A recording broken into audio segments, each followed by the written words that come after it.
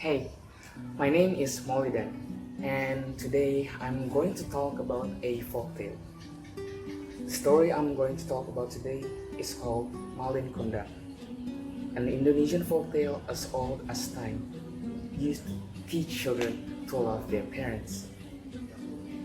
It's a story about a man cursed for eternity for disowning his mother.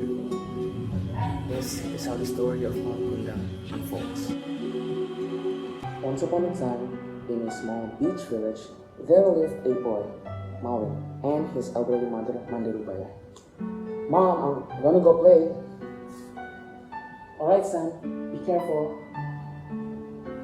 They were poor, for lack of better words. Mandirubaya would provide for her son by selling snacks that the other townsfolk would buy, not because they tasted good, but because of pity. One day, Malin fell sick, so sick in fact that it almost took his life. Through his mother's care and hard work, he thankfully recovered. Malin would then grow up to be a good man, and once he saw an opportunity to improve his life, he immediately took it. Son, please, don't leave. What if something happens to you? Oh, come on. Mother, please, such a big ship coming through here, it's once in a lifetime.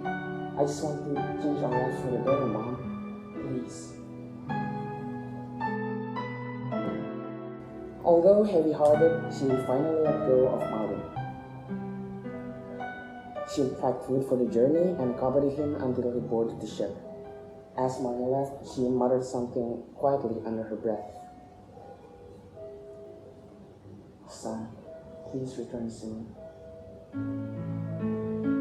Mandirubaya would then spend her days wondering about the circumstances of her son. Days went by, and then weeks, and then months, even years, without hearing one single word about her son. Excuse me, have you heard about my son, Malin? Hello, do you know about my son, Malin? Will Malin ever come home? Mandirubaya probably talked to dozens, even hundreds of shipmates and ship captains. None of them answered. But then one day, the ship captain who originally sailed Malin's ship came about, and he brought news with him. Hey Mande, haven't you heard? Your son? He's filthy rich now. He controls a busy trading line. Oh, and also, he married a beautiful wealthy woman. Hearing the news, Mandirubaya felt a little relieved, but the uneasiness in her heart never went away. She spent her nights crying, begging for her son to come back. Then, one day, the long-awaited moment came. A big ship, bigger than any of the ships the townsfolk had seen, was coming. A couple would be seen standing on the bow of the ship. Although they haven't introduced themselves, Mandirubaya was certain that they were her son and her son's wife. The ship finally docked, and Mandirubaya rushed in to immediately hug the man. Oh, my son. Malin, it's really you, right? Where have you been, my son? Why didn't you send back any letters? It was indeed Malin who had come to the village. But he just couldn't believe that the old woman in shabby clothes was actually his mother. Before he had a chance to speak, his royalty wife had already spoken.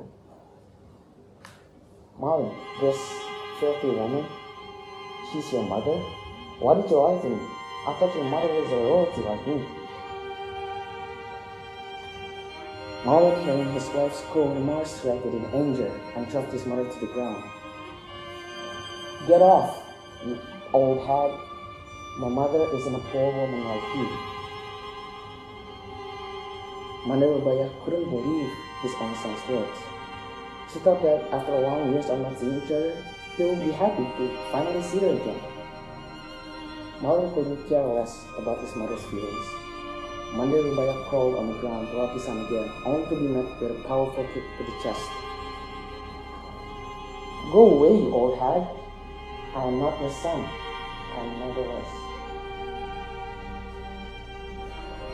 Mandirubaya lay on the beach in pain both physically and emotionally. The other townsfolk were shocked, but soon they returned to their homes. Mandirubaya passed out on the ground. She woke up. The surroundings have quieted down. She went to her knees and prayed.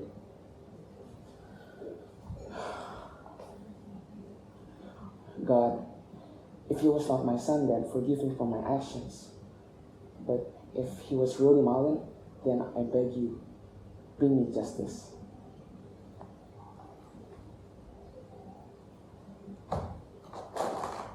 Malin was sitting inside his ship cabin. He was reflecting upon his actions toward his mother earlier. He kept trying to justify his actions. His wife was more important, he thought. He knew deep down that what he did was wrong, but to an outsider, his facial expressions would never suggest such a thing. He could feel that something was odd in his seas that day, although he didn't know what. He felt this incredibly strong sense of impending doom screaming at him to return to land. He rushed outside to tell the captain, but he was too late. The sky had already turned dark. A massive thunderstorm could be heard roaring in the distance. Malin, what's happening? I don't know. Go inside. Bolts of lightning started to storm the seas. The neighbor started to close in. Waves were larger than the ship. His wife scrambled frantically. Knowing that his fate was sealed, he fell to the ground and in futile attempt to reach safety, he prayed. Lord, please, I'm not ready to die. Please, I don't want to.